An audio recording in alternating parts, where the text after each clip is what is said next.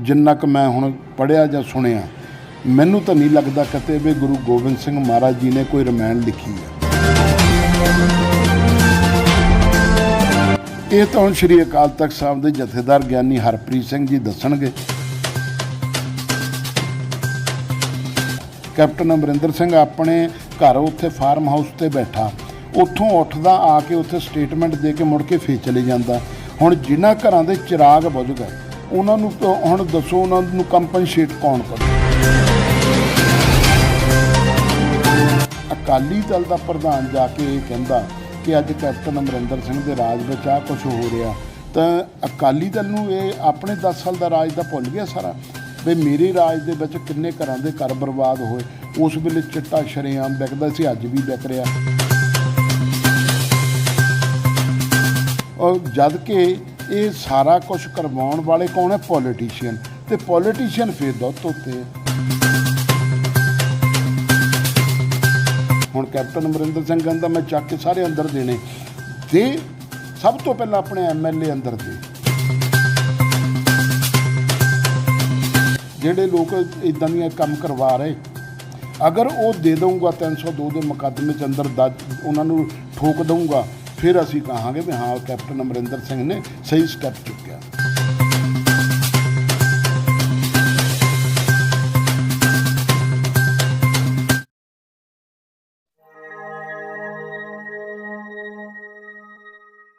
मैं फलजिंदर रतू ते तुसी देख रहे हो फैन अंबेडकर TV। जिद्दां कि असी इस चैनल के राही ਤੁਹਾਡੇ ਨਾਲ ਇੱਕ ਨਵੀਂ ਸ਼ਖਸੀਅਤ ਨੂੰ ਲੈ ਕੇ ਹਾਜ਼ਰ ਹੁੰਦੇ ਹਾਂ।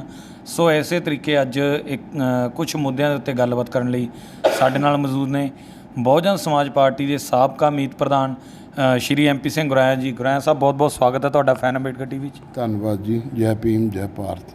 ਗੁਰਾਇਆ ਸਾਹਿਬ ਅਗਰ ਆਪਾਂ ਗੱਲ ਕਰੀਏ ਜੋ ਇੱਕ ਬਹੁਤ ਹੀ ਜ਼ਿਆਦਾ ਜੋ ਇੱਕ ਮੁੱਦਾ ਚੱਲ ਰਿਹਾ ਹੈ ਸੋਸ਼ਲ ਮੀਡੀਆ ਦੇ ਉੱਤੇ ਸੈਂਸਸ ਦਾ, ਜਿਹੜੀ ਆਉਣ ਵਾਲੀ ਜਨਗਣਨਾ ਆ ਉਹਦੇ ਵਿੱਚ ਤੁਹਾਡੇ ਹਿਸਾਬ ਨਾਲ ਕੀ ਹੋਣਾ ਚਾਹੀਦਾ?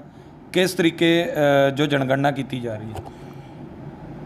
ਆਲ ਓਵਰ ਇੰਡੀਆ ਦੇ ਵਿੱਚ ਜਿਹੜੀ ਜਨਗਣਨਾ ਹੋ ਰਹੀ ਹੈ ਜੀ, ਉਹਦੇ ਵਿੱਚ ਜਿੱਥੋਂ ਤੱਕ ਮੇਰੀ ਆਪਣੀ ਜਾਤੀ ਰਾਏ ਆ ਜੀ, ਕਿਉਂਕਿ ਹਿੰਦੂ, ਮੁਸਲਮਾਨ, ਸਿੱਖ, ਈਸਾਈ ਜੀ, ਬੁੱਧਿਸਟ ਔਰ ਜੈਨੀ, ਇਹ 6 ਧਰਮ ਜਿਹੜੇ ਉਹਦੇ ਵਿੱਚ ਲਿਖੇ ਗਏ ਆ ਜੀ। ਔਰ ਤੁਸੀਂ ਅੱਜ ਕੱਲ੍ਹ ਦੇਖਿਆ ਵੀ ਹੋਊਗਾ ਕਿ ਬਹੁਤ ਸਾਰੇ ਜਗ੍ਹਾ ਦੇ ਉੱਤੇ ਅਲੱਗ-ਅਲੱਗ ਜਾਤੀ ਦੇ ਤੌਰ ਦੇ ਉੱਤੇ ਹਰ ਬੰਦੇ ਨੇ ਆਪਣਾ ਪ੍ਰਮਾਣ ਦਿੱਤਾ ਕਿ ਅਸੀਂ ਆਹ ਚੀਜ਼ ਲਿਖਾਉਣੀ ਚਾਹੁੰਦੇ ਹਾਂ। ਜਦੋਂ ਅਸੀਂ ਇਸ ਚੀਜ਼ ਸੈਂਸੈਕਸ ਦੇ ਵਿੱਚ ਜਾਣਾ, ਫਿਰ ਮੈਂ ਇਹ ਸਮਝਦਾ ਕਿ ਬਾਬਾ ਸਾਹਿਬ ਡਾਕਟਰ ਅੰਬੇਦਕਰ ਸਾਹਿਬ ਜੀ ਨੇ ਭਾਰਤ ਦੇ ਕਨਸਟੀਟਿਊਸ਼ਨ ਦੇ ਅੰਦਰ ਸਾਡੀਆਂ ਅਗਰ ਜਾਤੀਆਂ ਲਿਖੀਆਂ ਤਾਂ 2 ਜਾਤੀਆਂ ਮੇਨ ਅਸੀਂ ਆਬਜੈਕਟ ਲੈ ਕੇ ਚੱਲਦੇ ਹਾਂ। एक शेड्यूल कास्ट, शेड्यूल ट्राइब, तो तीसरी जी बैकवर्ड क्लासिस SC BC, ये 2 साडियां जातियां विच उहदे होणियां चाहीदियां। जदों असीं हुण इस धर्म दे विच आ गए कि असीं हिंदू लिखाइए, मुसलमान लिखाइए, सिख लिखाइए, बोधी लिखाइए, जैनी लिखाइए, इहदे विच की हो गया कि जिहड़े अलग-अलग ਧਰਮਾਂ ਦੇ ਨਾਲ ਜੁੜੇ ਜਿਹੜੇ ਲੋਕ ਜਿਨ੍ਹਾਂ ਦੇ ਧਰਮਾਂ ਦੇ ਨਾਂ ਵਿੱਚ ਇਨਕਲੂਡ ਨਹੀਂ, ਇਹਨਾਂ 5-6 ਚੋਂ ਉਹਨਾਂ ਧਰਮਾਂ ਦੇ ਨਾਂ ਇਹਦੇ ਵਿੱਚ ਸ਼ਾਮਲ ਨਹੀਂ, ਉੱਥੇ ਫਿਰ ਅਸੀਂ ਇਹ ਹਿੰਦੂ ਧਰਮ ਨੂੰ ਪ੍ਰਮੋਟ ਕਰਨ ਦੇ ਵਾਸਤੇ ਅੱਗੇ ਵਧ ਰਹੇ ਹਾਂ। ਹਿੰਦੂ ਧਰਮ ਜਿਹੜਾ ਹੈ ਇਸ ਦੇਸ਼ ਦੇ ਅੰਦਰ, ਜਿਹਨੂੰ ਬਾਬਾ ਸਾਹਿਬ ਡਾਕਟਰ ਅੰਬੇਦਕਰ ਸਾਹਿਬ ਜੀ ਵੀ ਔਰ ਸਾਹਿਬ ਕਾਂਸ਼ੀ ਰਾਮ ਜੀ ਵੀ ਕਹਿੰਦੇ ਰਹੇ ਕਿ 15% ਲੋਕ ਨੇ ਬ੍ਰਾਹਮਣ, ਬਾਣੀਆਂ ਤੇ ਕਸ਼ਤਰੀ, ਔਰ ਉਸ ਤੋਂ ਥੱਲੇ ਸ਼ਡਿਊਲ ਕਾਸਟ, ਸ਼ਡਿਊਲ ਟਰਾਈਬ ਔਰ ਅਦਰ ਬੈਕਵਰਡ ਕਲਾਸਿਸ। ਅਗਰ ਸੈਂਸੈਕਸ ਹੋਣਾ, ਜਿਸ ਤਰ੍ਹਾਂ ਹੁਣ ਅਸੀਂ ਮੈਂ ਐਗਜ਼ਾਮਪਲ ਦਿੰਦਾ, ਪੰਜਾਬ ਦੇ ਵਿੱਚ 34% ਸ਼ਡਿਊਲ ਕਾਸਟ ਆਬਾਦੀ ਹੈ। ਜਦੋਂ ਅਸੀਂ ਇਹ ਆਪਣੇ ਆਪ ਨੂੰ ਅਸੀਂ ਤੋੜ ਮਰੋੜ ਲਿਆ ਤਾਂ ਸਾਡੀ ਜਿਹੜੇ ਉਹ ਸੈਂਸੈਕਸ ਦੇ ਵਿੱਚ ਜਿਹੜੀ ਰਿਪੋਰਟ ਆ ਉਹ ਟੋਟੇ ਹੋ ਜਾਊਗੀ। ਸਾਡੀ ਜਿਹੜੀ ਯੂਨਿਟੀ ਆ 34% ਲੋਕਾਂ ਦੀ, ਉਹ ਖੇਰੂ ਹੋ ਜਾਊਗੀ। ਇੱਦਾਂ ਹੀ ਸ਼ਡਿਊਲ ਕਾਸਟ, ਸ਼ਡਿਊਲ ਟਰਾਈਬ ਦੇ, ਉਸ ਤੋਂ ਬਾਅਦ ਬੈਕਵਰਡ ਕਲਾਸਿਸ, ਪੰਜਾਬ 'ਚ 47%, ਇੰਡੀਆ 'ਚ 52% ਔਰ 3743 ਜਾਤਾਂ ਇੰਡੀਆ 'ਚ ਬੈਕਵਰਡ ਕਲਾਸਿਸ ਦੀਆਂ। ਅਗਰ ਹਰ ਧਰਮ ਆਪੋ ਆਪਣੇ ਧਰਮ ਦੇ ਮੁਤਾਬਕ ਚੱਲੂਗਾ। ਜੋ ਸਾਡੀ ਸੈਂਸੈਕਸ ਜੋ ਉੱਪਰੋਂ ਬਣ ਕੇ ਆ ਰਿਹਾ, ਅਗਰ ਅਸੀਂ ਉਹਨੂੰ ਫੇਸ ਨਹੀਂ ਕਰਾਂਗੇ ਤਾਂ ਫਿਰ ਸਾਡਾ ਜਿਹੜਾ ਸਮਾਜ ਉਹ ਲੀਰੋ ਲੀਰ ਹੋ ਜਾਊਗਾ। ਔਰ ਸਾਡੀ ਜਿਹੜੀ ਲੀਰੋ ਲੀਰ ਹੋਏ ਸਮਾਜ ਦੀ ਕੈਲਕੂਲੇਸ਼ਨ ਆ ਉਹ ਹਿੰਦੂ ਧਰਮ ਦੇ ਵਿੱਚ ਕਨਵਰਸ਼ਨ ਹੋ ਜਾਊਗੀ। ਇਹੀ ਕਾਰਨ ਹੈ ਕਿ ਮੈਂ ਜਦੋਂ ਸਾਡੀ ਜਨਗਣਨਾ ਦਾ ਸਿਸਟਮ ਆਉਂਦਾ ਤਾਂ ਮੈਂ ਹਮੇਸ਼ਾ ਇੱਕੋ ਹੀ ਗੱਲ 'ਤੇ ਜ਼ਿਆਦਾ ਜ਼ੋਰ ਦਿੰਦਾ ਕਿ ਸਾਡਾ ਉੱਥੇ ਕਾਲਮ ਹੋਣਾ ਚਾਹੀਦਾ ਸ਼ਡਿਊਲ ਕਾਸਟ, ਸ਼ਡਿਊਲ ਟਰਾਈਬ ਔਰ backward classes. Schedule caste, schedule tribe ਦਾ ਆਲਰੇਡੀ ਪਹਿਲਾਂ ਕਾਲਮ ਹੈ, ਮਗਰ ਬੈਕਵਰਡ ਕਲਾਸਿਸ ਦਾ ਜਦੋਂ ਵੀ ਜਨਗਣਨਾ ਹੁੰਦੀ ਬੈਕਵਰਡ ਕਲਾਸਿਸ ਦਾ ਕਾਲਮ ਨਹੀਂ। ਉਹਦੇ ਵਿੱਚ ਅਸੀਂ ਐਤਕੀ ਪੱਤਰ ਲਿਖੇ ਆ ਔਰ ਪੱਤਰ ਲਿਖ ਕੇ ਵੀ ਕਿਹਾ, ਬਹੁਤ ਸਾਰੇ ਹੋਰ ਵੀ ਆਰਗੇਨਾਈਜੇਸ਼ਨਾਂ ਨਾਲ ਬੰਦੇ ਜੁੜੇ ਆ। ਪੰਜਾਬ ਰਾਜ ਪਛੜੀਆਂ ਸ਼੍ਰੇਣੀਆਂ ਕਮਿਸ਼ਨ, ਉਹਦਾ ਚੇਅਰਮੈਨ, ਉਹਨੇ ਵੀ ਆਪਣੇ ਵੱਲੋਂ ਕੋਸ਼ਿਸ਼ ਕੀਤੀ ਆ ਕਿ ਅਸੀਂ ਐਤਕੀ ਜਨਗਣਨਾ ਦੇ ਵਿੱਚ BC ਦਾ ਕਾਲਮ ਸ਼ਾਮਲ ਕਰਾਈਏ ਤਾਂ ਜੋ ਕਿ ਪੂਰੇ ਦੇਸ਼ ਲੈਵਲ 'ਤੇ ਔਰ ਸਟੇਟ ਲੈਵਲ 'ਤੇ ਸ਼ਡਿਊਲ ਕਾਸਟ, ਸ਼ਡਿਊਲ ਟਰਾਈਬ ਔਰ ਬੈਕਵਰਡ ਕਲਾਸਿਸ ਦਾ ਜਿਹੜੀ ਜਨਗਣਨਾ ਉਹ ਪਿਕਚਰ ਸਾਰਿਆਂ ਦੇ ਸਾਹਮਣੇ ਕਲੀਅਰ ਹੋ ਜਾਵੇ। ਅਤੇ ਜਦੋਂ ਅਸੀਂ ਕਿਸੇ ਹੋਰ ਮਾਧਿਅਮ ਤੋਂ ਅਗਰ ਆਪਣੇ ਆਪ ਨੂੰ ਸ਼ਾਮਲ ਕਰਾਂਗੇ ਫਿਰ ਉਹ ਸਾਡੀ ਕੈਲਕੂਲੇਸ਼ਨ ਜਿਹੜੀ ਸਾਡੀ ਆਬਾਦੀ ਆ ਉਹ ਡਿਸਕੁਆਲੀਫਾਈ ਹੋ ਜਾਊਗੀ। ਡਿਸਕੁਆਲੀਫਾਈ ਹੋਣ ਦਾ ਮਤਲਬ ਕਿ ਅਸੀਂ ਆਪਣੇ ਆਪ ਨੂੰ ਹਿੰਦੂ ਧਰਮ ਦੇ ਵਿੱਚ ਲਿਜਾ ਕੇ ਪੇਸ਼ ਕਰਾਂਗੇ। ਔਰ ਜਦੋਂ ਹਿੰਦੂ ਧਰਮ ਦੀ ਗਿਣਤੀ ਵਧੂਗੀ ਤਾਂ ਆਟੋਮੈਟਿਕਲੀ ਹਿੰਦੂ ਧਰਮ ਦੇ ਲੋਕ ਜਿਹੜੇ 15% ਆ ਉਹਨਾਂ ਦੀ ਉਹ ਗਿਣਤੀ ਉਹ ਸਾਡੇ ਸਮਾਜ ਨੂੰ ਲੈ ਕੇ ਗਿਣਤੀ ਵਧਾ ਕੇ ਮੁੜ ਕੇ ਸਾਡੇ ਉੱਤੇ ਹੀ ਉਹ ਲੋਕ ਹੈਵੀ ਹੋਣਗੇ। ਬਰਾਇਆ ਸਰ, ਜਿੱਦਾਂ ਤੁਸੀਂ ਹੁਣੇ ਸ਼ਡਿਊਲ ਕਾਸਟ ਔਰ ਸ਼ਡਿਊਲ ਟਰਾਈਬ ਔਰ ਬੈਕਵਰਡ ਕਲਾਸਿਸ ਦੀ ਗੱਲ ਕੀਤੀ, ਪਰ ਇਸ ਤੋਂ ਹਟ ਕੇ ਮੈਂ ਜੋ ਗੱਲ ਕਰ ਰਿਹਾ ਸੀ ਉਹ ਧਰਮਾਂ ਦੀ ਹੈ, ਜਿਹੜੀ ਕਿ 6 ਧਰਮ ਜਿੱਦਾਂ ਹਿੰਦੂ, ਮੁਸਲਿਮ, ਸਿੱਖ, ਈਸਾਈ, ਜੈਨੀ ਔਰ ਬੌਧ, ਜੋ ਇਹ 6 ਧਰਮ ਆ, ਇਹ ਕੀ ਤੁਹਾਡੇ ਹਿਸਾਬ ਨਾਲ ਫਿਰ ਇਹਨਾਂ ਨੂੰ ਕਿਸ ਤਰੀਕੇ ਫੇਸ ਕੀਤਾ ਜਾਣਾ ਚਾਹੀਦਾ? ਇਹ ਗੱਲ ਮੈਂ ਤੁਹਾਨੂੰ ਪਹਿਲਾਂ ਵੀ ਕਹੀ ਆ ਕਿ ਜਿਹੜੇ ਸਾਡਾ ਭਾਰਤ ਸਰਕਾਰ ਆ ਜਾਂ chief election commission of India ਸਾਡੇ ਧਰਮਾਂ ਨੂੰ ਤੋੜਨਾ ਚਾਹੁੰਦੇ, ਸਾਡੀ ਗਿਣਤੀ ਨੂੰ ਤੋੜਨਾ ਚਾਹੁੰਦੇ, ਸਾਡੇ ਸਮਾਜ ਨੂੰ ਖੇਰੂ ਖੇਰੂ ਕਰਨਾ ਚਾਹੁੰਦੇ। ਇਹ ਜਦੋਂ ਤੁਸੀਂ ਜਨਗਣਨਾ ਕਰ ਰਹੇ ਹੋ, ਜਨਗਣਨਾ ਜਾਤੀ ਆਧਾਰ 'ਤੇ ਹੁੰਦੀ ਹੈ। ਸ਼ਡਿਊਲ ਕਾਸਟ, ਸ਼ਡਿਊਲ ਟਰਾਈਬ ਜਿਨ੍ਹਾਂ ਨੂੰ ਰਿਜ਼ਰਵੇਸ਼ਨ ਪਹਿਲਾਂ ਮਿਲ ਚੁੱਕੀ ਹੈ, ਬੈਕਵਰਡ ਕਲਾਸਿਸ ਜਿਨ੍ਹਾਂ ਨੂੰ ਮਿਲਣੀ ਆ ਔਰ ਕਈ ਰਾਜਾਂ 'ਚ ਮਿਲ ਚੁੱਕੀ ਆ। ਕਈ ਜਿੱਦਾਂ ਹੁਣ ਪੰਜਾਬ 'ਚ ਹਲੇ ਰਿਜ਼ਰਵੇਸ਼ਨ ਸਾਨੂੰ ਨਹੀਂ ਮਿਲੀ। ਔਰ ਇੱਥੇ ਜਦੋਂ ਵੀ ਅਸੀਂ ਕੋਈ ਗੱਲ ਕਰਦੇ ਹਾਂ ਤਾਂ ਉਹ ਕਹਿੰਦੇ ਕਿ ਤੁਹਾਡੀ ਇੱਥੇ ਆਬਾਦੀ ਬਹੁਤ ਘੱਟ ਆ, ਜਦ ਕਿ ਅਸੀਂ ਕਹਿੰਦੇ ਉਹਨਾਂ ਨੂੰ ਵੀ ਸਾਡੀ 47% ਆਬਾਦੀ ਹੈ ਪੰਜਾਬ ਦੇ ਵਿੱਚ ਅਦਰ ਬੈਕਵਰਡ ਕਲਾਸਿਸ ਦੀ। ਤੁਸੀਂ ਸਾਨੂੰ ਸਾਡੀ ਆਬਾਦੀ ਦੇ ਮੁਤਾਬਕ ਨਹੀਂ ਤਾਂ 27.5% ਦੇ ਹਿਸਾਬ ਨਾਲ ਰਿਜ਼ਰਵੇਸ਼ਨ ਦਿਓ। ਹੁਣ ਜਦੋਂ ਇਹਨਾਂ ਲੋਕਾਂ ਨੇ ਵਿੱਚ ਧਰਮ ਉਡਾਉਣੇ ਆ, ਜਿੱਦਾਂ ਹੁਣ ਹਿੰਦੂ, ਮੁਸਲਮਾਨ, ਸਿੱਖ, ਈਸਾਈ, ਬੁੱਧ ਧਰਮ ਅਤੇ ਜੈਨੀ ਧਰਮ, ਇਹ 6 ਧਰਮ ਵਿੱਚ ਫਸਾਤੇ ਨਹੀਂ। ਇਹਦਾ ਮਕਸਦ ਹੀ ਇਹ ਆ ਕਿ ਤੁਸੀਂ ਹੁਣ ਭੰਬਲ ਭੂਸੇ 'ਚ ਪੈ ਜਾਓ ਸਾਰਾ ਸਮਾਜ। ਜਿਹੜਾ ਸ਼ਡਿਊਲ ਕਾਸਟ ਔਰ schedule tribe plus other backward classes, ਇਹਨੂੰ ਭੰਬਲ ਭੂਸੇ ਵਿੱਚ ਪਾਉਣ ਵਾਸਤੇ ਉਹਨਾਂ ਨੇ ਨਾਲੇ 6 ਧਰਮ ਲਿਖ ਦਿੱਤੇ। ਜਦੋਂ ਇਹ 6 ਧਰਮ ਲਿਖਣਗੇ, ਹੁਣ ਜਿਹੜਾ ਮੁਸਲਮਾਨ ਸਮਾਜ ਆ ਉਹਦੇ ਵਿੱਚ ਵੀ ਸ਼ਡਿਊਲ ਕਾਸਟ, ਸ਼ਡਿਊਲ ਟਰਾਈਬ ਆ, ਫਿਰ ਦੂਸਰਾ ਹੋਰ ਕਿਸੇ ਜਾਤੀ 'ਚ ਲੈ ਲਓ ਬੈਕਵਰਡ ਕਲਾਸਿਸ ਵੀ ਆ, ਫਿਰ ਘੱਟ ਗਿਣਤੀਆਂ 'ਚ ਲੈ ਲਓ ਉਹ ਵੀ ਸਾਡੇ ਵਿੱਚ ਆਉਂਦੇ ਆ। ਮਗਰ ਜਿਹੜੇ ਲੋਕ ਜਾਤੀ ਦੇ ਤੌਰ 'ਤੇ ਤੋੜੇ ਮਰੋੜੇ ਗਏ, ਜਿਨ੍ਹਾਂ ਲੋਕਾਂ ਦੇ ਹੱਕਾਂ ਤੋਂ ਉਹਨਾਂ ਨੂੰ ਵੰਚਿਤ ਕੀਤਾ ਗਿਆ, ਬਾਬਾ ਸਾਹਿਬ ਡਾਕਟਰ ਅੰਬੇਦਕਰ ਨੇ ਕਿਹਾ ਕਿ ਜਾਤ ਇੱਕ ਅਲੱਗ ਚੀਜ਼ ਆ, ਉਹ ਵਿਸ਼ਾ ਵੱਖਰਾ ਆ। ਜਾਤ ਅਲੱਗ, ਜਾਤ ਧਰਮ ਇਹ ਵਿਸ਼ੇ ਵੱਖਰੇ ਆ। ਇਹ ਜਨਗਣਨਾ ਅਗਰ ਕਰਨੀ ਆ ਤਾਂ ਜਾਤੀ ਆਧਾਰਿਤ ਜਨਗਣਨਾ ਹੋਣੀ ਚਾਹੀਦੀ ਆ, ਜਿੱਦਾਂ ਸ਼ਡਿਊਲ ਕਾਸਟ, ਸ਼ਡਿਊਲ ਟਰਾਈਬ ਦੀ ਪਹਿਲਾਂ। ਤੁਹਾਡੇ ਕਹਿਣ ਦਾ ਮਤਲਬ ਇਹ ਆ ਕਿ ਮਤਲਬ ਇਹਦੇ ਵਿੱਚ ਧਰਮ ਨਹੀਂ ਆਉਣਾ ਚਾਹੀਦਾ। ਇਹ ਅਗਰ ਧਰਮ ਆਊਗਾ ਤਾਂ ਫਿਰ ਅਸੀਂ ਹਿੰਦੂ ਧਰਮ ਨੂੰ ਪ੍ਰਮੋਟ ਕਰ ਰਹੇ, ਸਿੱਧਾ ਹਿਸਾਬ ਹੈ।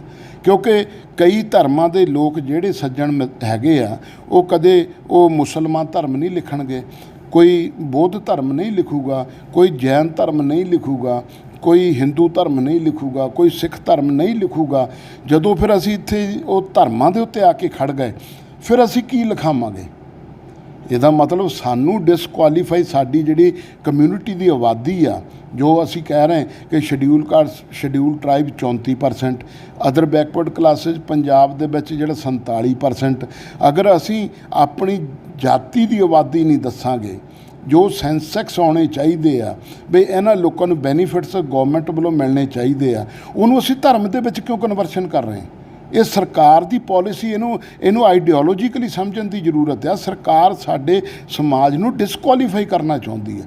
ਅਗਰ ਸਰਕਾਰ ਆਪਣੇ ਮਨਸੂਬਿਆਂ 'ਚ ਕਾਮਯਾਬ ਹੋ ਗਈ ਤੇ ਅਸੀਂ ਉਸ ਗੱਲਾਂ ਦੇ ਵਿੱਚ ਆ ਗਏ, ਅਸੀਂ ਉਹ 'ਚ ਫਸ ਗਏ, ਤਾਂ ਮੈਂ ਕਿਸੇ, ਦੇਖੋ ਸਾਰੇ ਧਰਮਾਂ ਦਾ ਮੈਂ ਸਤਿਕਾਰ ਕਰਦਾ, ਮੈਂ ਕਿਸੇ ਨੂੰ ਚੰਗਾ ਮਾੜਾ ਕੋਈ ਲਫ਼ਜ਼ ਨਹੀਂ ਬੋਲਦਾ, ਮਗਰ ਜਦੋਂ ਅਸੀਂ ਉਹ 'ਚ ਫਸ ਗਏ ਫਿਰ ਆਟੋਮੈਟਿਕਲੀ ਫਿਰ ਜਦੋਂ ਅਸੀਂ ਡਿਸਕੁਆਲੀਫਾਈ ਹੋ ਗਏ ਫਿਰ ਤਾਂ ਸਾਡੇ ਹੱਕਾਂ ਦੀ ਜਿਹੜੀ ਗਿਣਤੀ ਆ ਉਹ ਸਾਨੂੰ ਹੱਕ ਤਾਂ ਮਿਲਣੇ ਹੀ ਨਹੀਂ, ਉਹ ਟੁੱਟੇ ਜਾਣੇ ਆ। ਤਾਂ ਦੂਸਰੀ ਗੱਲ ਜਿਹੜੀ ਸਾਡੀ ਆਬਾਦੀ ਆ, ਹਿੰਦੂ ਧਰਮ ਜਿਹੜਾ ਆ ਉਹ ਬਹੁਤ ਛਾਤਰ ਧਰਮ ਆ, ਔਰ ਉਹਨੇ ਉਹ ਆਪਣੇ ਹਿੰਦੂ ਧਰਮ ਦੇ ਵਿੱਚ ਕੈਲਕੂਲੇਸ਼ਨ ਕਰਨੀ ਆ, ਅਤੇ ਉਸ ਵੇਲੇ ਸਾਡੇ ਉੱਤੇ ਫਿਰ ਉਹਨਾਂ ਦਾ ਡਬਲ ਆਰਾ ਜਿਹੜਾ ਉਹ ਚੱਲਣਾ, ਅਤੇ ਉਹ ਚਲਾਉਣ ਵਾਸਤੇ ਉਹਨਾਂ ਨੇ ਇਹ ਜਿਹੜਾ ਛੜਯੰਤਰ ਆ ਇਹਦੇ ਵਿੱਚ ਧਰਮ ਜੋੜ ਦਿੱਤੇ, ਜਦ ਕਿ ਇਹਦੇ ਵਿੱਚ ਧਰਮ ਨਹੀਂ ਹੋਣੇ ਚਾਹੀਦੇ ਸੀ। ਜਿੱਦਾਂ ਆਪਾਂ ਹੁਣੇ ਹਿੰਦੂ ਧਰਮ ਦੀ ਤੁਸੀਂ ਗੱਲ ਕੀਤੀ, ਅਗਰ ਗੱਲ ਕਰੀਏ ਕੱਲ੍ਹ ਜੋ ਅਯੋਧਿਆ ਦੇ ਵਿੱਚ ਰਾਮ ਮੰਦਰ ਲਈ ਜੋ ਭੂਮੀ ਪੂਜਨ ਵੀ ਕੀਤਾ ਗਿਆ, ਔਰ ਉਸ ਵਿੱਚ ਉਹਨੂੰ ਤੁਸੀਂ ਕਿਸ ਤਰੀਕੇ ਨਾਲ ਦੇਖਦੇ ਹੋ? ਉਸ ਵਿੱਚ ਸਿੱਖ ਸੰਗਤਾਂ ਨੂੰ ਵੀ ਬੁਲਾਇਆ ਗਿਆ? ਉਹਦੇ ਵਿੱਚ ਤਾਂ ਸਰਕਾਰ ਨੇ ਸਾਰਿਆਂ ਨੂੰ ਬੁਲਾਇਆ, ਹਰ ਜਾਤੀ ਧਰਮ ਮਜ਼ਹਬ ਦੇ ਲੋਕਾਂ ਨੂੰ ਬੁਲਾਇਆ, ਮਗਰ ਉਹਦੇ ਵਿੱਚ ਇੱਕ ਚੀਜ਼ ਜਿਹੜੀ ਆ, ਅਸੀਂ ਕਿਸੇ ਧਰਮ ਦਾ ਵਿਰੋਧ ਨਹੀਂ ਕਰਦੇ।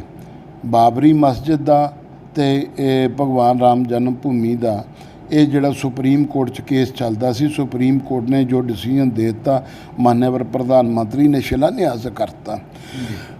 ਜਿਹੜੀ ਮੈਂ ਇਹ ਗੱਲ ਕਹਿਣੀ ਚਾਹੁੰਦਾ ਕਿ ਭਾਰਤ ਦਾ ਜਿਹੜਾ ਪ੍ਰਧਾਨ ਮੰਤਰੀ ਆ ਉਹ ਇਹਨਾਂ ਚੀਜ਼ਾਂ ਤੋਂ ਉੱਪਰ ਉੱਠਣਾ ਚਾਹੀਦਾ।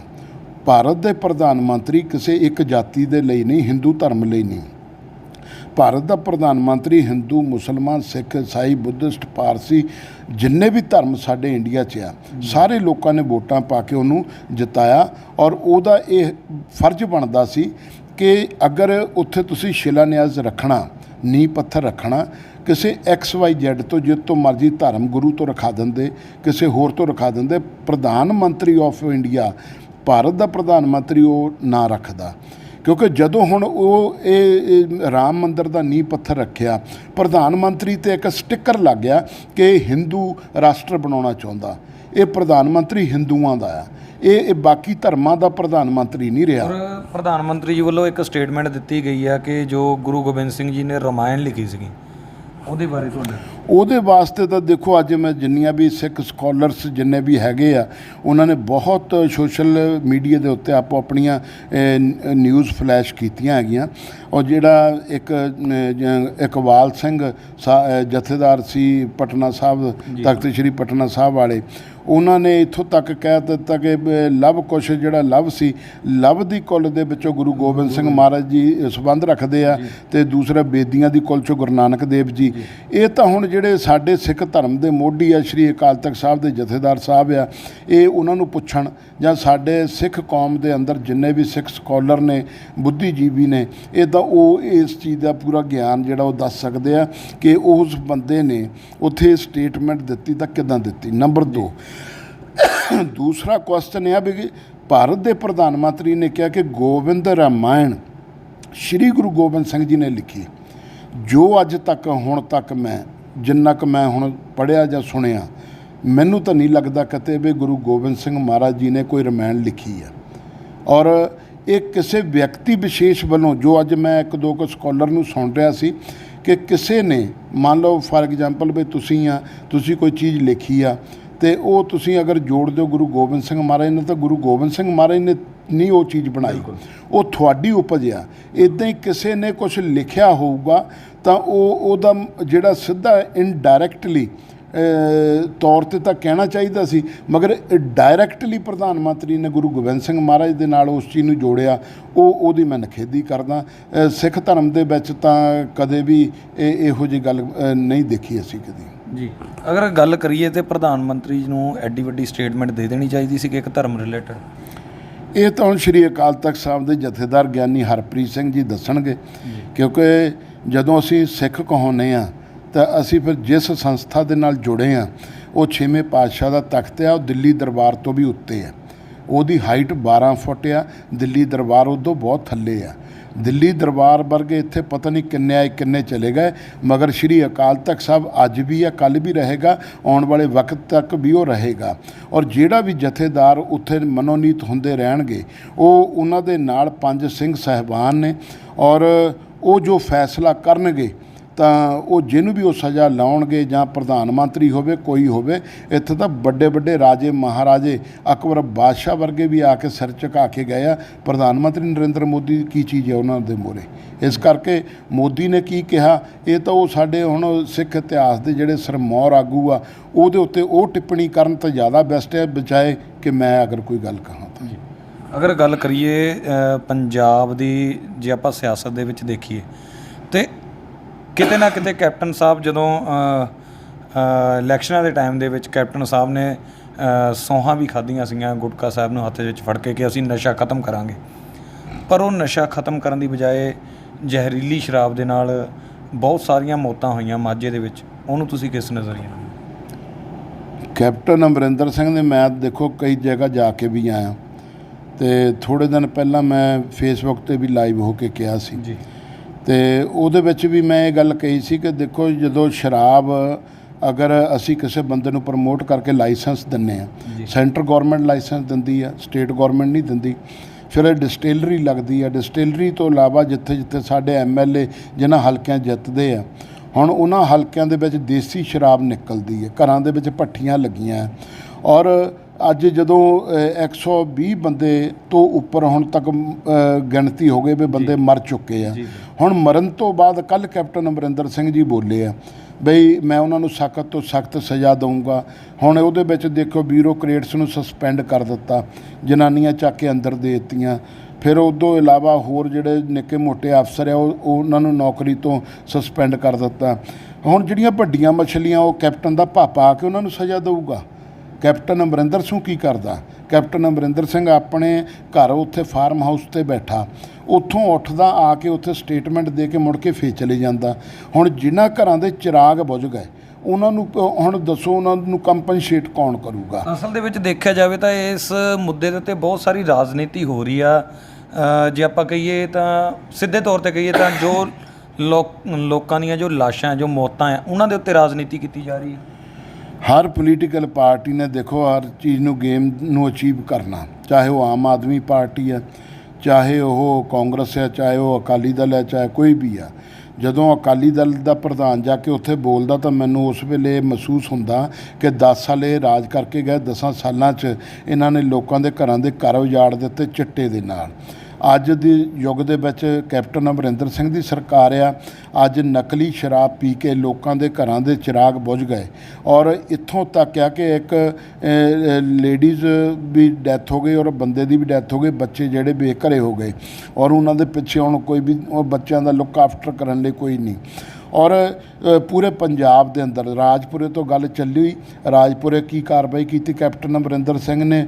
ਹੁਣ ਤਰਨ ਤਾਰਨ ਇਲਾਕੇ 'ਚ ਉੱਥੇ ਕੀ ਕਾਰਵਾਈ? ਕਿਸੇ MP MLA ਨੂੰ ਕਟਹਿਰੇ 'ਚ ਖੜਾ ਕੀਤਾ, ਕਿਸੇ ਨੂੰ ਡਿਸਕੁਆਲੀਫਾਈ ਕੀਤਾ, ਕਿਸੇ MP MLA 'ਤੇ ਕੋਈ ਪਰਚਾ ਦਰਜ ਹੋਇਆ ਜਿਨ੍ਹਾਂ ਦੀ ਸ਼ਹਿਰ ਦੇ ਉੱਤੇ ਸ਼ਰਾਬ ਵਿਕਦੀ ਸੀ, ਔਰ ਜਿਹੜੇ ਸ਼ਰਾਬ ਵੇਚਦੇ ਸੀ ਉਹ ਲੋਕ ਕਹਿ ਰਹੇ ਆ ਬਈ ਹਾਂ ਵੀ ਅਸੀਂ ਇਹਨਾਂ ਨੂੰ ਮਹੀਨੇ ਦਿੰਦੇ ਹਾਂ। ਜਦੋਂ ਮਹੀਨੇ ਦਿੰਦੇ ਉਹ ਲੋਕ ਕਹਿ ਰਹੇ ਆ, ਫਿਰ ਕੈਪਟਨ ਅਮਰਿੰਦਰ ਸਿੰਘ ਉਹਨਾਂ ਦੇ ਖਿਲਾਫ ਕਾਰਵਾਈ ਕਰਨ ਦੀ ਬਜਾਏ ਫਿਰ ਥੱਲੇ ਬਿਊਰੋਕਰੇਸੀ 'ਤੇ ਕਿਉਂ ਕਾਰਵਾਈ ਕਰਦਾ? ਛੋਟੇ ਛੋਟੇ ਜਿਹੜੇ ਅਫਸਰ ਉਹਨਾਂ 'ਤੇ ਕਾਰਵਾਈ ਕਿਉਂ ਕਰਦਾ? ਫਿਰ ਉਦੋਂ ਥੱਲੇ ਆ ਜਾਓ ਤੁਸੀਂ, ਉਹਨਾਂ ਲੋਕਾਂ 'ਤੇ ਕਾਰਵਾਈ ਕਿਉਂ ਕਰਦੇ ਆ? ਪਰ ਜਦ ਹੁਣ ਇੰਨੇ ਬੰਦੇ ਮਰ ਗਏ ਜਿਹੜੇ ਸ਼ਰਾਬ ਪੀ ਕੇ ਮਰ ਗਏ, ਇਹਨਾਂ ਲੋਕਾਂ ਦੇ ਉੱਤੇ 302 ਦੇ ਕੈਪਟਨ ਅਮਰਿੰਦਰ ਸਿੰਘ ਮੁਕੱਦਮੇ ਦਰਜ ਕਿਉਂ ਨਹੀਂ ਕਰਦਾ? ਅਗਰ ਕੈਪਟਨ ਅਮਰਿੰਦਰ ਸਿੰਘ ਦੇ ਅੰਦਰ ਇਨਸਾਨੀਅਤ ਹੋਵੇ ਤਾਂ ਉਹ ਤੁਰੰਤ 302 ਦੇ ਮੁਕੱਦਮੇ ਦਰਜ ਕਰਕੇ ਇਹਨਾਂ ਲੋਕਾਂ ਨੂੰ ਅੰਦਰ ਚੱਕ ਕੇ ਦੇਵੇ। ਸਿਆਸਤ ਆਪੇ ਹੀ ਖਤਮ ਹੈ। ਸਿਆਸਤ ਦੀ ਗੱਲ ਕਰੀਏ ਤਾਂ ਗੁਰਾਇਆ ਸਾਹਿਬ ਕਿਤੇ ਨਾ ਕਿਤੇ ਜੇ ਆਪਾਂ ਦੇਖਦੇ ਹਾਂ ਕਾਂਗਰਸ ਔਰ ਅਕਾਲੀ ਪਾਰਟੀਆਂ ਜਦੋਂ ਕੋਈ ਵਿਆਹ ਸ਼ਾਦੀ ਹੁੰਦਾ ਤਾਂ ਸਿੱਧੇ ਤੌਰ 'ਤੇ ਇਕੱਠੇ ਨਜ਼ਰ ਆਉਂਦੇ ਆ। ਉਸ ਤੋਂ ਬਾਅਦ ਅਗਰ ਆਮ ਆਦਮੀ ਪਾਰਟੀ ਦੀ ਵੀ ਗੱਲ ਕਰੀਏ ਤਾਂ ਉਹ ਵੀ ਉਹ ਜਿਹੜੇ ਇਹਨਾਂ ਦੇ ਇੱਕ ਮੈਡਮ ਸੀਗੇ ਵਿਧਾਇਕ, ਉਹਨਾਂ ਦੀ ਵੀ ਵਿਆਹ ਦਾ ਜੋ ਕਾਰਡ ਲੈ ਕੇ ਮਤਲਬ ਉੱਥੇ ਬਾਅਦ ਦੇ ਵਿੱਚ ਆਪਣੇ ਵਿਆਹ ਤੋਂ ਬਾਅਦ ਉਹਨਾਂ ਨੂੰ ਮਿਲਣ ਵੀ ਗਏ ਕੈਪਟਨ ਸਾਹਿਬ ਨੂੰ। ਅਤੇ ਅੱਜ ਉਹੀ ਲੋਕ ਅੱਜ ਉਹੀ ਲੋਕ ਉਹਨਾਂ ਦੇ ਘਿਰਾਓ ਕਰ ਰਹੇ ਆ ਜਾਂ ਉਹਨਾਂ ਬਾਰੇ ਸਟੇਟਮੈਂਟਾਂ ਦਿੰਦੇ, ਪਰ ਜਦੋਂ ਇਹ ਗੱਲਾਂ ਹੁੰਦੀਆਂ ਇੱਕ ਦੂਜੇ ਨੂੰ ਵਿਆਹਾਂ 'ਤੇ ਸ਼ਾਦੀਆਂ 'ਤੇ ਸੱਦਦੇ ਆ, ਅਤੇ ਹੁਣ ਇਹ ਲਾਸ਼ਾਂ ਦੇ ਉੱਤੇ ਜੋ ਰਾਜਨੀਤੀ ਕਰ ਰਹੇ ਆ ਜਾਂ ਪੋਲੀਟਿਕਸ ਕਰ ਰਹੇ, ਕੀ ਇਹਨੂੰ ਤੁਸੀਂ ਕਿਸ ਨਜ਼ਰੀਏ ਨਾਲ ਦੇਖਦੇ ਹੋ? ਦੇਖੋ, ਜਿਹੜਾ ਤਾਂ ਵਿਆਹਾਂ ਸ਼ਾਦੀਆਂ 'ਤੇ ਸਾਦੇ ਸਾਡਾ ਇੱਕ ਸੱਭਿਆਚਾਰ ਆ ਜੀ। ਜੋ ਵਿਧਾਨ ਸਭਾ ਦੀ ਮੈਂਬਰ ਆ, ਅਗਰ ਉਹ ਵਿਧਾਨ ਸਭਾ ਦੀ ਮੈਂਬਰ ਆ ਤਾਂ ਉਹ ਮੁੱਖ ਮੰਤਰੀ ਦਾ ਫਰਜ਼ ਵੀ ਬਣਦਾ ਕਿ ਉਹਦੀ ਮੈਰਿਜ 'ਤੇ ਜਾਣਾ ਨਹੀਂ ਜਾਣਾ। ਓਪੋਜੀਸ਼ਨ ਉਸ ਵੇਲੇ ਸੁਖਬੀਰ ਬਾਦਲ ਗਿਆ ਸੀ, ਪ੍ਰਕਾਸ਼ ਸਿੰਘ ਬਾਦਲ ਵੀ ਗਏ ਸੀ ਅਤੇ ਹਰਸਿਮਰਤ ਵੀ ਗਈ ਸੀ। ਕੈਪਟਨ ਅਮਰਿੰਦਰ ਸਿੰਘ ਜੀ ਨੇ ਉਹਨਾਂ ਨੂੰ ਘਰ ਬੁਲਾ ਕੇ ਇਹ ਖਾਣਾ ਵੀ ਖਿਲਾਇਆ ਅਤੇ ਸ਼ਗਨ ਵੀ ਦਿੱਤੇ 2 ਲਿਫਾਫੇ ਜੀ। ਅਗਰ ਇਸ ਤੋਂ ਉੱਪਰ ਉੱਠ ਕੇ ਦੇਖੀਏ, ਇਹ ਤਾਂ ਹੈ ਸੱਭਿਆਚਾਰ ਸਾਡਾ ਆਪਣਾ ਪੰਜਾਬ ਦਾ, ਮਗਰ ਦੂਸਰੇ ਪਾਸੇ ਜਦੋਂ ਅਸੀਂ ਦੇਖਦੇ ਹਾਂ ਇਹ ਰਿਸ਼ਤੇ ਨਾਤੇ ਇੱਕ ਅਲੱਗ ਚੀਜ਼ ਆ, ਪੋਲੀਟਿਕਸ ਇੱਕ ਅਲੱਗ ਚੀਜ਼ ਆ, ਸਟੇਟ ਦੇ ਲੋਕਾਂ ਦੇ ਬੁਨਿਆਦੀ ਮਸਲੇ ਇੱਕ ਅਲੱਗ ਚੀਜ਼ ਆ। ਜਦੋਂ ਅਸੀਂ ਬੁਨਿਆਦੀ ਮਸਲੇ ਦੇਖਦੇ ਹਾਂ ਉਹਦੇ ਵਿੱਚ ਅਗਰ ਵਿਧਾਨ ਸਭਾ ਦੇ ਓਪੋਜੀਸ਼ਨ ਰੋਲ ਨੂੰ ਜਿਹੜਾ ਅਦਾ ਕਰ ਰਿਹਾ, ਉਹਦੇ ਵਿੱਚ ਆਮ ਆਦਮੀ ਪਾਰਟੀ ਇੱਕ ਸਭ ਤੋਂ ਵੱਡੀ ਪਾਰਟੀ ਹੈ, ਸੈਕੰਡ 'ਤੇ ਅਕਾਲੀ ਦਲ ਬਾਦਲ ਆ। ਹੁਣ ਆਮ ਆਦਮੀ ਪਾਰਟੀ ਅਗਰ ਕੋਈ ਵੀ ਚੀਜ਼ ਨੂੰ ਫੇਸ ਕਰ ਰਹੀ ਆ ਤਾਂ ਉਹਦੇ ਵਿੱਚ ਅਗਰ ਅਸੀਂ ਕਹੀਏ ਗਲਤ ਕਰ ਰਹੇ। ਹੁਣ ਭਗਵੰਤ ਮਾਨ ਆਪਣੇ MLAs ਨੂੰ ਲੈ ਕੇ ਸਿਸਵਾ ਫਾਰਮ 'ਤੇ ਗਿਆ, ਉੱਥੇ ਜਾ ਕੇ ਉਹ ਕਹਿੰਦੇ ਵੀ ਅਸੀਂ ਕੈਪਟਨ ਅਮਰਿੰਦਰ ਸਿੰਘ ਨੂੰ ਉਠਾਉਣ ਆਏ ਵੀ ਉੱਠ ਕੇ ਬਾਹਰ ਆ। ਉਹਨਾਂ ਨੂੰ ਚੱਕ ਕੇ ਉਹਨਾਂ ਨੇ ਅਰੈਸਟ ਕਰ ਲਿਆ। ਇਹ ਇੱਕ ਸਿਆਸੀ ਸਟੰਟ ਵੀ ਹੁੰਦੇ ਆ ਅਤੇ ਸਿਆਸੀ ਸਟੰਟ ਵੀ ਆ। ਮਗਰ ਜਿਹੜੀ ਗੱਲ ਮੈਂ ਅਸਲੀਅਤ ਵਿੱਚ ਉਹਨਾਂ ਦੀ ਸਿਫਤ ਵੀ ਕਰਦਾ ਕਿ ਪਹਿਲਾਂ ਉਹਨੇ ਰਾਊਂਡ ਲਾਇਆ ਪੂਰਾ, ਜਿਸ ਪਿੰਡਾਂ ਦੇ ਵਿੱਚ ਲੋਕਾਂ ਦੀਆਂ ਡੈਥ ਹੋਈਆਂ, ਉੱਥੇ ਜਾ ਕੇ ਜਿਹੜਾ ਸਰਕਾਰੀ ਹੌਸਪੀਟਲ ਦੇ ਡਾਕਟਰ ਨੂੰ ਵੀ ਭਗਵੰਤ ਮਾਨ ਮਿਲਿਆ ਔਰ ਸਾਰਿਆਂ ਨੂੰ ਮਿਲਣ ਤੋਂ ਬਾਅਦ ਫਿਰ ਉਹਨੇ ਸਟੇਟਮੈਂਟ ਇਸ਼ੂ ਕੀਤੀ ਆ। ਅਤੇ ਉਸ ਸਟੇਟਮੈਂਟ ਇਸ਼ੂ ਦੇ ਵਿੱਚ ਤੁਸੀਂ ਇਹ ਦੇਖੋ ਕਿ ਉਹਨੇ ਤਾਂ ਕਹਿ ਦਿੱਤਾ ਜਿਹੜੀ ਗੱਲ ਕਰਨੀ ਸੀ, ਮਗਰ ਉਹਦੇ ਵਿੱਚ ਸਾਡੀਆਂ ਪੋਲੀਟੀਕਲ ਪਾਰਟੀਆਂ ਕੀ ਕਰ ਰਹੀਆਂ, ਹੋਰ ਵੀ ਬਹੁਤ ਪਾਰਟੀਆਂ CPI CPM ਵੀ ਆ, ਬਹੁਜਨ ਸਮਾਜ ਪਾਰਟੀ ਵੀ ਆ, ਭਾਰਤੀ ਜਨਤਾ ਪਾਰਟੀ ਵੀ ਆ, ਅਕਾਲੀ ਦਲ ਵੀ ਆ। ਅਕਾਲੀ ਦਲ ਦਾ ਪ੍ਰਧਾਨ ਜਾ ਕੇ ਇਹ ਕਹਿੰਦਾ ਕਿ ਅੱਜ ਕੈਪਟਨ ਅਮਰਿੰਦਰ ਸਿੰਘ ਦੇ ਰਾਜ ਵਿੱਚ ਆਹ ਕੁਛ ਹੋ ਰਿਹਾ, ਤਾਂ ਅਕਾਲੀ ਦਲ ਨੂੰ ਇਹ ਆਪਣੇ 10 ਸਾਲ ਦਾ ਰਾਜ ਦਾ ਭੁੱਲ ਗਿਆ ਸਾਰਾ ਵੀ ਮੇਰੇ ਰਾਜ ਦੇ ਵਿੱਚ ਕਿੰਨੇ ਘਰਾਂ ਦੇ ਘਰ ਬਰਬਾਦ ਹੋਏ। ਉਸ ਵੇਲੇ ਚਿੱਟਾ ਸ਼ਰੇਆਮ ਵਿਕਦਾ ਸੀ, ਅੱਜ ਵੀ ਵਿਕ ਰਿਹਾ। ਕੈਪਟਨ ਅਮਰਿੰਦਰ ਸਿੰਘ ਨੇ ਸਹੁੰ ਖਾਧੀ ਸੀ ਗੁਟਕਾ ਸਾਹਿਬ ਹੱਥ 'ਚ ਫੜ ਕੇ, ਮੈਂ 2 ਹਫ਼ਤਿਆਂ 'ਚ ਬੰਦ ਕਰਾ ਦੂੰਗਾ, ਮਗਰ ਨਹੀਂ ਹੋ ਸਕਿਆ।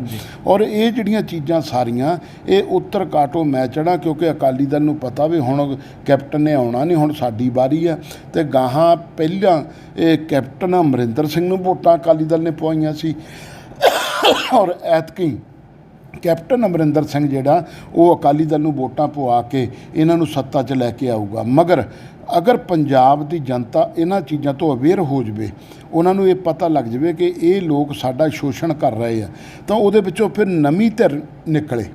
ਨਵੀਂ ਧਿਰ ਦਾ ਮਤਲਬ ਵੀ ਜੇ ਮੰਨ ਲਓ, ਹੁਣ ਮੈਂ ਕਿਸੇ ਪੋਲੀਟੀਕਲ ਪਾਰਟੀ ਦਾ ਨਾਂ ਨਹੀਂ ਲੈਣਾ ਚਾਹੁੰਦਾ, ਵੀ ਇੱਕ ਪਾਰਟੀ ਅਗਰ ਕੋਈ ਵੀ ਨਵੀਂ ਉੱਠ ਕੇ ਆ ਜਾਂਦੀ ਆ ਤਾਂ ਇਹ ਦੋਨਾਂ ਪਾਰਟੀਆਂ ਅਕਾਲੀ ਔਰ ਕਾਂਗਰਸੀ, ਇਹਨਾਂ 'ਚੋਂ ਕੋਈ ਨਹੀਂ ਇੱਥੇ ਲੱਭਣਾ, ਇਹ ਸਭ ਵਿਦੇਸ਼ਾਂ ਨੂੰ ਦੌੜ ਜਾਣੇ। ਕਿਉਂ? ਇਹਨਾਂ 'ਤੇ ਪਰਚੇ ਦਰਜ ਹੋਣੇ। ਗ੍ਰਹਿ ਸਾਹਿਬ, ਇੱਕ ਮੈਂ ਗੱਲ ਕਰਨੀ ਚਾਹੁੰਦਾ ਕਿ ਹੁਣ ਦੇਖਦੇ ਹਾਂ ਕਿ ਲਗਾਤਾਰ ਜੋ ਪੁਲਿਸ ਵੱਲੋਂ ਛਾਪੇਮਾਰੀ ਕੀਤੀ ਜਾ ਰਹੀ ਹੈ, ਦਿਨੋਂ ਦਿਨ ਕਿਤੇ ਨਾ ਕਿਤੇ ਜੋ ਭੱਠੀਆਂ ਫੜੀਆਂ ਜਾ ਰਹੀਆਂ ਦੇਸੀ ਸ਼ਰਾਬ ਦੀਆਂ, ਕੀ ਇਹ ਸਭ ਪਹਿਲਾਂ ਨਹੀਂ ਕੀਤਾ ਜਾ ਸਕਦਾ ਸੀ? ਮੈਂ ਤੁਹਾਨੂੰ ਪਹਿਲਾਂ ਹੀ ਕਿਹਾ ਬਈ ਹੁਣ ਇਹ ਨਜ਼ਲਾ ਝਾੜਦੇ ਆ, ਨਜ਼ਲਾ ਝਾੜਦੇ ਗਰੀਬਾਂ 'ਤੇ, ਨਜ਼ਲਾ ਝਾੜਦੇ ਅਫਸਰਾਂ 'ਤੇ, ਨਜ਼ਲਾ ਝਾੜਦੇ ਬਿਊਰੋਕਰੇਸੀ 'ਤੇ। ਜਦ ਕਿ ਇਹ ਸਾਰਾ ਕੁਝ ਕਰਵਾਉਣ ਵਾਲੇ ਕੌਣ ਹੈ? ਪੋਲੀਟੀਸ਼ੀਅਨ। ਅਤੇ ਪੋਲੀਟੀਸ਼ੀਅਨ ਫਿਰ ਦੁੱਧ ਉੱਤੇ ਹੈ, ਠੀਕ ਹੈ ਨਾ। ਜਿੰਨੀ ਦੇਰ ਤੱਕ ਪੋਲੀਟੀਸ਼ੀਅਨ ਨੂੰ ਚੱਕ ਕੇ ਜੇਲ੍ਹਾਂ ਦੇ ਵਿੱਚ ਨਹੀਂ ਸੁੱਟਿਆ ਜਾਊਗਾ, ਉਹਨਾਂ 'ਤੇ 302 ਦੇ ਮੁਕੱਦਮੇ ਦਰਜ ਨਹੀਂ ਹੋਣਗੇ, ਇਹ ਬਿਊਰੋਕਰੇਸੀ ਆਪਣੇ ਆਪ ਸਹੀ ਹੋ ਜਾਣੀ, ਥੱਲੇ ਦੇ ਲੋਕ ਆਪਣੇ ਆਪ ਸਹੀ ਹੋ ਜਾਣੇ, ਕਿਸੇ 'ਤੇ ਕੋਈ ਪਰਚਾ ਦਰਜ ਕਰਨ ਦੀ ਜ਼ਰੂਰਤ ਨਹੀਂ, ਕੋਈ ਭੱਠੀਆਂ ਫੜਨ ਦੀ ਲੋੜ ਨਹੀਂ। ਔਰ ਜਿਹੜੀਆਂ ਇਹ ਭੱਠੀਆਂ ਕਹਿ ਰਹੇ ਆ, ਇਹ ਭੱਠੀਆਂ ਲਾਉਣ ਦੀ ਇਜਾਜ਼ਤ ਕਿਹਨੇ ਦਿੱਤੀ? ਤੁਸੀਂ ਇੱਥੋਂ ਚੱਲੋ ਨਾ, ਭੱਠੀਆਂ ਲਾਉਣ ਦੀ ਇਜਾਜ਼ਤ ਮਹੀਨੇ ਜਿਹਨਾਂ ਨੂੰ ਜਾ ਰਹੇ, ਮਹੀਨੇ ਕਿਹਨਾਂ ਨੂੰ ਜਾ ਰਹੇ? ਕਾਂਗਰਸੀ MLAਆਂ ਨੂੰ। ਤੇ ਉਹ ਜਿਹੜੇ ਕਾਂਗਰਸੀ ਐਮਐਲਏ ਮਹੀਨੇ ਲੈ ਰਹੇ ਆ ਤੇ ਆਟੋਮੈਟਿਕਲੀ ਜਿਨ੍ਹਾਂ ਨੂੰ ਮਹੀਨੇ ਮਿਲਣੇ, ਮੋਟੇ ਰੁਪਈਏ ਮਿਲਣੇ ਆ, ਉਹਨਾਂ ਨੇ ਤਾਂ ਫਿਰ ਕਹਿਣਾ ਹੀ ਆ ਬਿਊਰੋਕਰੇਸੀ ਨੂੰ ਵੀ ਹਾਂ ਐਸਐਸਪੀ ਸਾਹਿਬ ਇਹਨੂੰ ਜਨਾਨੀ ਨੂੰ ਹੱਥ ਨਹੀਂ ਲਾਉਣਾ, ਆ ਬੰਦੇ ਨੂੰ ਹੱਥ ਨਹੀਂ ਲਾਉਣਾ। ਤਾਂ ਐਸਐਸਪੀ ਦੀ ਜ਼ਰੂਰਤ ਹੈਗੀ ਹੈ ਵੀ ਉਹਨਾਂ ਨੂੰ ਜਾ ਕੇ ਅਰੈਸਟ ਕਰ ਲਵੇ। ਹਾਂ, ਕੋਈ ਅਣਖੀ ਐਸਐਸਪੀ ਆ ਜਾਵੇ, ਕੋਈ ਅਣਖੀ ਡੀਐਸਪੀ ਆ ਜਾਵੇ, ਕੋਈ ਐਸਐਚਓ ਅਣਖੀ ਆ ਜਾਵੇ। ਔਰ ਇਹ ਤਾਂ ਕਹਿੰਦੇ ਆ ਐਸਐਚਓ ਕਿਤੇ ਲੱਗ ਜਾਵੇ ਤਾਂ ਇਹਨਾਂ ਦੇ ਵਿਧਾਇਕ ਕਹਿੰਦੇ ਵੀ ਆ ਕੇ ਇੱਥੇ ਆ ਕੇ ਮੱਥਾ ਨਹੀਂ ਟੇਕ ਕੇ ਜਾ ਰਿਹਾ, ਇੱਥੇ ਸਾਨੂੰ ਮਿਲ ਨਹੀਂ ਜਾ ਰਿਹਾ, ਤੂੰ ਮੈਂ ਇੱਥੇ ਦਾ ਹਲਕੇ ਦਾ ਐਸਐਚਓ ਹਾਂ ਤਾਂ ਤੂੰ ਮੇਰੇ ਕੋਲ ਆਇਆ ਹਲੇ ਤੱਕ ਨਹੀਂ ਹਾਜ਼ਰੀ ਲਵਾਉਣ ਵਾਸਤੇ। ਹਾਜ਼ਰੀ ਕਿਸ ਗੱਲ ਦੀ ਹੁੰਦੀ? ਹਾਜ਼ਰੀ ਹੁੰਦੀ ਨੋਟਾਂ ਦੀ, ਬਈ ਮਹੀਨਾ ਆ ਕੇ ਮਹੀਨਾ ਤੈਅ ਕਰਕੇ ਜਾ, ਮੈਨੂੰ ਪੈਸੇ ਦੇ ਤਾਂ ਜੋ ਤੂੰ ਕਰਨਾ ਕਰ, ਤੂੰ ਵੀ ਲੁੱਟ ਮੈਨੂੰ ਵੀ ਲੁਟਾ ਕੇ ਦੇ ਤਾਂ ਦੋਨਾਂ ਦੇ ਘਰ ਭਰ ਜਾਣ। ਉਹ ਜਦੋਂ ਉੱਪਰਲਾ ਸਾਡਾ ਲੀਡਰ ਮਾੜਾ ਹੋਏਗਾ ਥੱਲੇ ਦੇ ਸਿਸਟਮ ਆਪਣੇ ਆਪ ਮਾੜਾ ਹੋਊਗਾ। ਮੈਂ ਥੱਲੇ ਦੇ ਸਿਸਟਮ ਨੂੰ ਮਾੜਾ ਨਹੀਂ ਕਹਿੰਦਾ, ਕਿਸੇ ਔਰਤ ਨੂੰ ਮੈਂ ਮਾੜਾ ਨਹੀਂ ਕਹਿ ਰਿਹਾ। ਉਹਨੂੰ ਪਰਮਿਸ਼ਨ ਮਿਲੀ ਤਾਂ ਉਹਨੇ ਸ਼ਰਾਬ ਦੀ ਭੱਠੀ ਲਾਈ, ਉਹਦੇ ਉੱਪਰ ਐਸਐਚਓ ਬੈਠਾ, ਐਸਐਚਓ ਦੇ ਉੱਤੇ ਡੀਐਸਪੀ ਬੈਠਾ, ਡੀਐਸਪੀ ਦੇ ਉੱਤੇ ਐਸਐਸਪੀ ਬੈਠਾ, ਉਹਦੇ ਉੱਪਰ ਫਿਰ ਡੀਆਈਜੀ ਬੈਠਾ, ਫਿਰ ਆਈਜੀ ਬੈਠਾ। ਔਰ ਇੰਨਾ ਕੁਛ ਹੋਣ ਤੋਂ ਬਾਅਦ ਫਿਰ ਅਸੀਂ ਬਿਊਰੋਕਰੇਸੀ ਨੂੰ ਮਾੜਾ ਕਹੀ ਜਾਂਦੇ, ਲੋਕਾਂ ਨੂੰ ਮਾੜਾ ਕਹੀ ਜਾਂਦੇ ਵੀ ਉਹ ਭੱਠੀਆਂ ਫੜ ਹੋ ਰਹੀਆਂ ਜੀ। ਮੈਂ ਹੁਣ ਕੈਪਟਨ ਅਮਰਿੰਦਰ ਸਿੰਘ ਕਹਿੰਦਾ ਮੈਂ ਚੱਕ ਕੇ ਸਾਰੇ ਅੰਦਰ ਦੇਣੇ ਦੇ। ਸਭ ਤੋਂ ਪਹਿਲਾਂ ਆਪਣੇ ਐਮਐਲਏ ਅੰਦਰ ਦੇ, ਜਿੱਥੇ ਜਿੱਥੇ ਵੀ ਰਾਜਪੁਰੇ ਵਾਲਾ ਦੇ, ਇੱਧਰ ਹਰਮਿੰਦਰ ਸਿੰਘ ਗਿੱਲ ਨੂੰ ਦੇ, ਉੱਥੇ ਹਰਦਿਆਲ ਸਿੰਘ ਕੰਬੋਜ ਨੂੰ ਦੇ, ਇੱਥੇ ਕਪੂਰਥਲੇ ਆ ਜਾਓ ਤੁਸੀਂ, ਇੱਥੇ ਰਾਣਾ ਗੁਰਜੀਤ ਸਿੰਘ ਨੂੰ ਦੇ ਸਾਰੇ ਐਮਐਲਏਆਂ ਨੂੰ ਅੰਦਰ, ਜਿਹੜੇ ਲੋਕ ਇੱਦਾਂ ਦੀਆਂ ਕੰਮ ਕਰਵਾ ਰਹੇ। ਅਗਰ ਉਹ ਦੇ ਦਊਂਗਾ 302 ਦੇ ਮੁਕੱਦਮੇ 'ਚ ਅੰਦਰ ਉਹਨਾਂ ਨੂੰ ਠੋਕ ਦਊਂਗਾ, ਫਿਰ ਅਸੀਂ ਕਹਾਂਗੇ ਵੀ ਹਾਂ ਕੈਪਟਨ ਅਮਰਿੰਦਰ ਸਿੰਘ ਨੇ ਸਹੀ ਸਟੈਪ ਚੁੱਕਿਆ।